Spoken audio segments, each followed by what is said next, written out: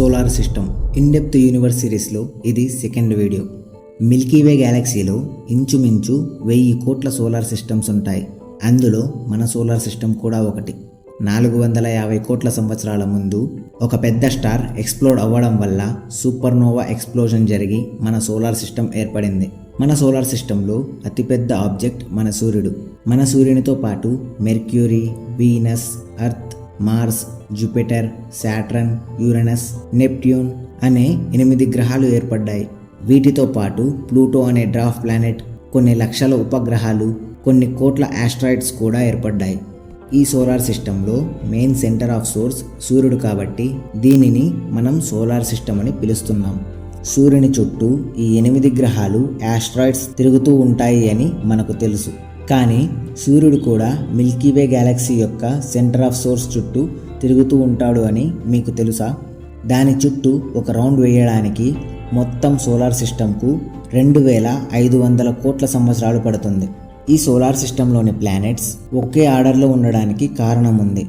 అందులో మొదటి 4 ప్లానెట్స్ అంటే మెర్క్యూరీ, వీనస్, ఎర్త్, మార్స్ చిన్నగా ఉంటాయి. వీటిని టెరెస్ట్రియల్ ప్లానెట్స్ అంటారు. వాటి మీద సర్ఫేస్ గట్టిగా, సాలిడ్గా మట్టి మరియు రాళ్లతో ఉంటుంది. మిగిలిన 4 planets Jupiter, Saturn, Uranus, Neptune ఇవి గ్యాస్ మరియు ఐస్తో నిండి ఉంటాయి. ఈ 4 ఔటర్ ప్లానెట్స్ చుట్టూ రింగ్స్ ఉంటాయి. ఇక ఈ 2 గ్రూప్స్కి మధ్య ఒక ఆస్ట్రాయిడ్ బెల్ట్ ఉంటుంది. సో ఈ వీడియోలో మనం సూర్యుని గురించి, ఈ 8 గ్రహాల గురించి క్లియర్గా తెలుసుకుందాం.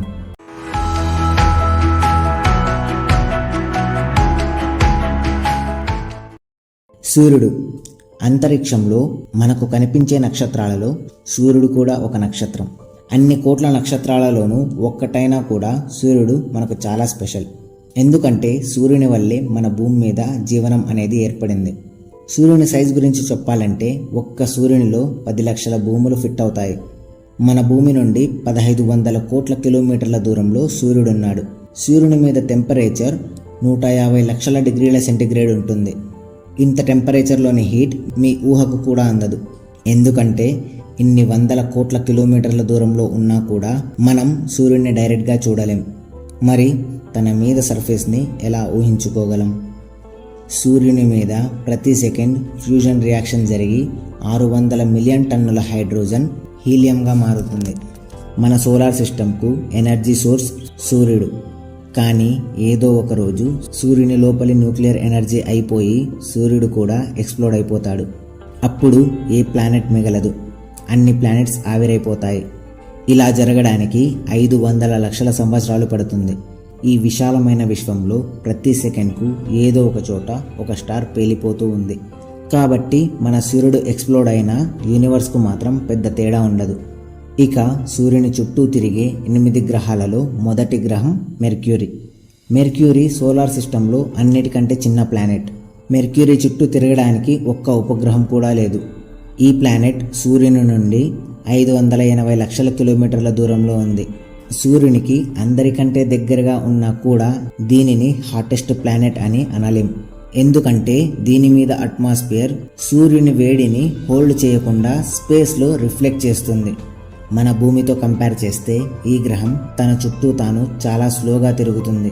కాబట్టి మెర్క్యూరీ మీద ఒక్కరోజు మనకు 59 రోజులతో సమానం. ఇక సోలార్ సిస్టంలో అన్నిటికంటే ముందు ఉంది కాబట్టి ఈ ప్లానెట్ సూర్యుని చుట్టూ చాలా త్వరగా తిరుగుతుంది. 88 రోజుల్లోనే దీని రెవల్యూషన్ పూర్తి అవుతుంది. దీని మీద టెంపరేచర్ 430 డిగ్రీ సెంటీగ్రేడ్ వరకు, రాత్రి టెంపరేచర్ -180 డిగ్రీ సెంటీగ్రేడ్ వరకు వెళ్తుంది. మెర్క్యూరీ తర్వాత సెకండ్ ప్లేస్లో ఉన్న ప్లానెట్ వీనస్. ఇది మెర్క్యూరీ తర్వాత ఉన్నా కూడా మెర్క్యూరీ కంటే చాలా వేడిగా ఉంటుంది. దీన్ని hottest planet of solar system అని కూడా అంటారు. దీనికి కారణం దీని మీద సర్ఫేస్ కార్బన్ డైఆక్సైడ్తో నిండి ఉంటుంది. అంతేకాదు వీనస్ గ్రహం అంతా సల్ఫ్యూరిక్ యాసిడ్ మేఘాలతో నిండి ఉంటుంది. దీని టెంపరేచర్ 465 డిగ్రీ సెంటీగ్రేడ్ వరకు ఉంటుంది. దీని సైజ్ అర్త్కి సిమిలర్గా ఉండి సర్ఫేస్ అంతా మౌంటైన్స్ అండ్ వాల్కనోస్తో నిండి ఉంటుంది. ఈ ప్లానెట్ మన భూమికి పక్కనే ఉంది కాబట్టి టెలిస్కోప్ లేకుండా కూడా దీన్ని మనం చూడవచ్చు. కాబట్టే దీన్ని మార్నింగ్ స్టార్ లేదా ఈవినింగ్ స్టార్ అని పిలుస్తారు. అన్ని ప్లానెట్స్ పడమర నుండి తూర్పుకు తిరిగితే ఈ ప్లానెట్ మాత్రం తూర్పు నుండి పడమరకు తిరుగుతుంది. కాబట్టే ఈ ప్లానెట్లో సూర్యుడు పడమరన ఉదయిస్తాడు. వీనస్ తర్వాత సోలార్ సిస్టంలో వచ్చే ప్లానెట్ మన భూమి. మన భూమి సోలార్ సిస్టంలో అన్నిటికంటే స్పెషల్. ఎందుకంటే మన భూమి మీద మాత్రమే జీవనం సంభవమైంది. మన భూమి ఒక ఓషియన్ ప్లానెట్. దీని సర్ఫేస్ మీద 70% వాటర్ అండ్ 30% ల్యాండ్ ఉంది. ఈ ఒక్క ప్లానెటే మన లైఫ్కు సపోర్ట్ చేస్తుంది. మొదటి 4 టెరిస్ట్రియల్ ప్లానెట్స్లో మన భూమి అన్నింటికంటే పెద్దది. మొత్తం సోలార్ సిస్టంలో ఇది 5వ పెద్ద ప్లానెట్. ఇది తన చుట్టూ తాను తిరగడానికి 24 గంటలు పడుతుంది. కాబట్టే 24 గంటల్లో ఒక రోజు పూర్తవుతుంది. సూర్యుని చుట్టూ తిరగడానికి 365 రోజుల 6 గంటలు సమయం పడుతుంది. కాబట్టే 365 రోజులను ఒక సంవత్సరం అని పిలుస్తారు. భూమి సూర్యుని నుండి 1500 లక్షల కిలోమీటర్ల దూరంలో ఉంది. దీనికి ఒక్కగానొక్క ఉపగ్రహం మన చంద్రుడు. భూమి తర్వాత వచ్చే గ్రహం మార్స్. మార్స్ గ్రహాన్ని రెడ్ ప్లానెట్ అని అంటారు. ఇది చూడ్డానికి ఎర్రగా ఉన్నా దీని మీద క్లైమేట్ చల్లగానే ఉంటుంది. మార్స్ మీద వాటర్ ఉన్న ఐస్ ఫార్మాట్లో ఉంది. దీని మీద జీవనం పాసిబుల్ అవుతుందేమో అని తెలుసుకోవడానికి దీనిపై చాలా శాటిలైట్స్ని పంపారు. దీని రొటేషన్ అర్త్ లాగా 24.6 గంటల్లో పూర్తవుతుంది. కానీ సూర్యుని చుట్టూ తిరగడానికి మాత్రం 687 రోజులు పడుతుంది. మార్స్కు ప్రోబోస్ అండ్ డీమోస్ అనే 2 ఉపగ్రహాలు ఉన్నాయి. మార్స్ తర్వాత ఒక ఆస్ట్రాయిడ్ బెల్ట్ వస్తుంది. ఈ బెల్ట్ ఇన్నర్ ప్లానెట్స్ మరియు ఔటర్ ప్లానెట్స్ను డివైడ్ చేస్తుంది. ఈ బెల్ట్లో కొన్ని కోట్ల ఆస్ట్రాయిడ్స్ ఉన్నాయి.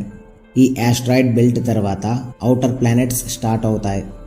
అందులో అన్నిటికంటే ముందు వచ్చే ప్లానెట్ జూపిటర్. జూపిటర్ మీద సర్ఫేస్ అంతా మనలాగా సాలిడ్గా కాకుండా హైడ్రోజన్ మరియు హీలియం గ్యాస్తో ఉంటుంది. కాబట్టి మనం జూపిటర్ మీద నిలబడలేం. ఇక జూపిటర్ సైజ్ ఎంత పెద్దదంటే ఒక్క జూపిటర్లో 1300 భూములు ఫిట్ అవుతాయి.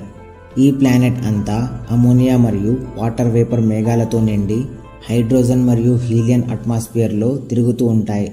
దీనివల్లే ఈ ప్లానెట్ మీద రెడ్ కలర్లో లైన్స్ లాగా కనిపిస్తాయి. దీని మీద 10 గంటల్లో ఒక రోజు పూర్తవుతుంది.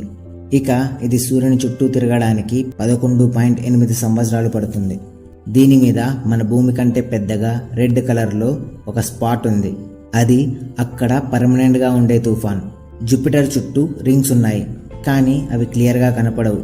మనకు ఒక్క చందమామ అయితే జూపిటర్కు మాత్రం 95 చందమామలు. అందులో అతిపెద్దది గానిమేడ్.